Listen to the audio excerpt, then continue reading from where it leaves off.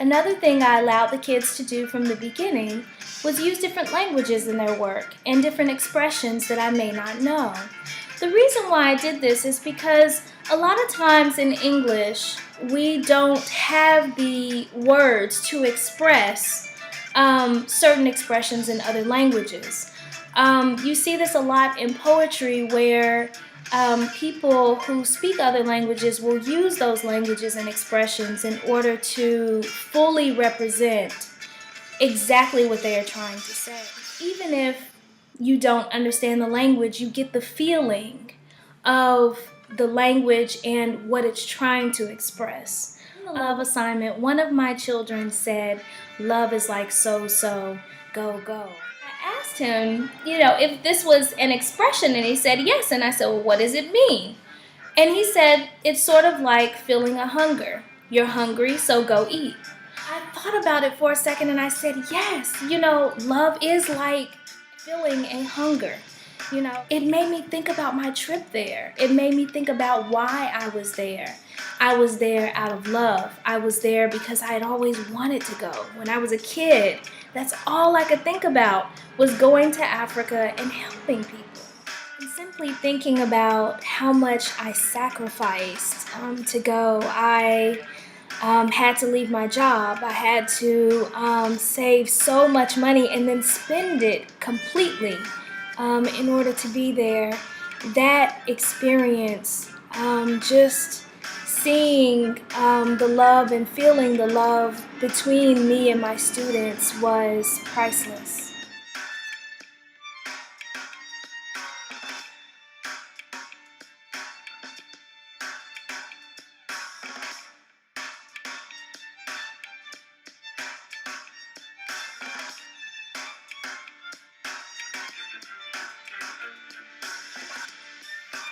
In addition to our classes, I had a local artist come in and teach the kids illustration for a future book. Now, this book was a part of the project from the very beginning. My assignment was to teach the classes and then at the very end, design, edit, sew, and distribute 40 books to local schools around Nungwa.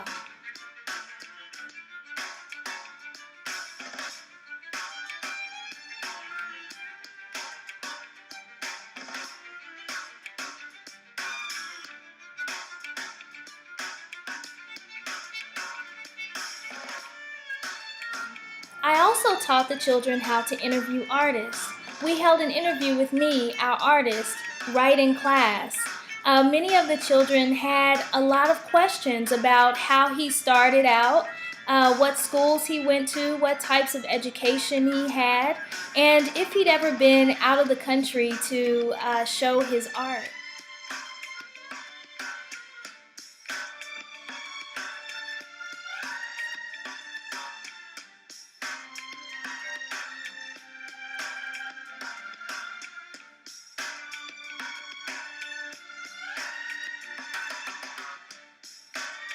As you can probably imagine, not all of my time was spent teaching.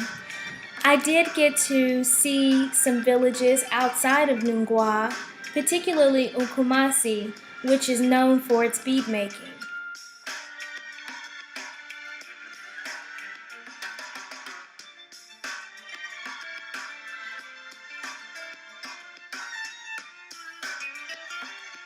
One of my favorite parts about being in Ukumasi was watching the bead makers make beads. We had the opportunity to watch one of the best bead makers in Ukumasi make beads right in front of us. It took diligence and time and patience and consistency that I had never seen in Western art. Even Western artists are fast compared to the art of bead making.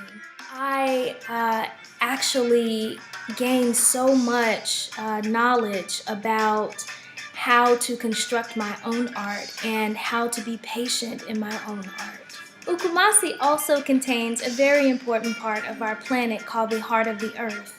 Scientists predict that this is the exact location where the Earth's core is hottest.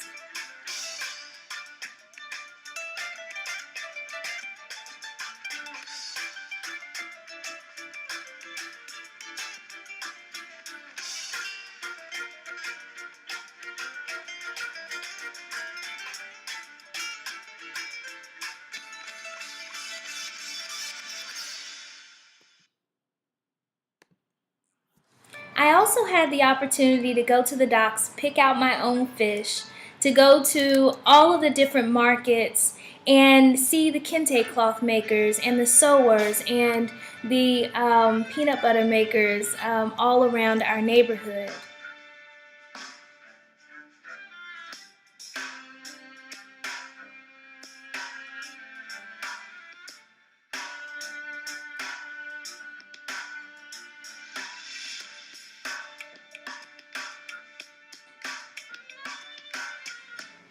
So the last question that I was given for this interview was, how did Lesley University help me to prepare for this trip? To be honest, this trip would have not been possible without Lesley University. To my saving, I asked the study abroad program if it would be possible for me to get a scholarship. My MFA program created the class for me in order for me to get the scholarship. And at the end, I got a scholarship that covered my passport as well as all of my vaccinations I needed to take. Lesley University has always been supportive of my dreams.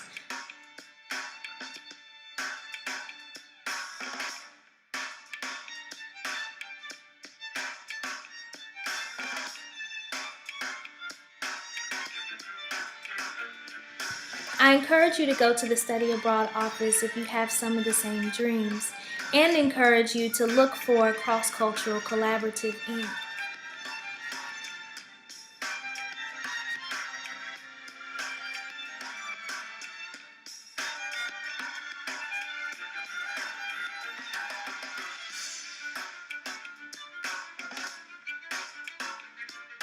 I also want to thank the alumni who sponsored some of my trip. It was definitely the trip of a lifetime and life-changing, and made me a better teacher and a better person.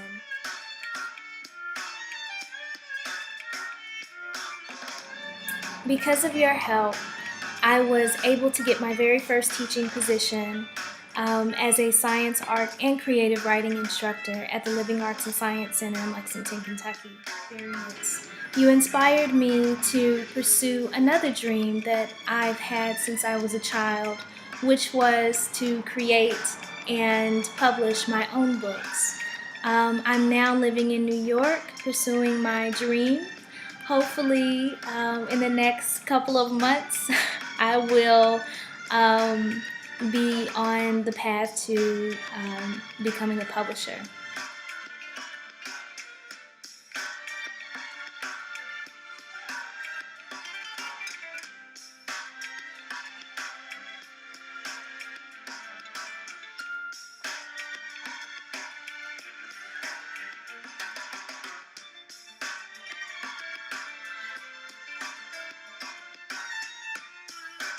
I want to thank the Graduate School for asking me to do this interview. I hope that I've answered many of your questions. If I haven't, feel free to email me. My email will be at the end of this documentary. And just enjoy your day. Have a wonderful time, and definitely check out Cross Cultural Collaborative, Inc. Thank you. Good night.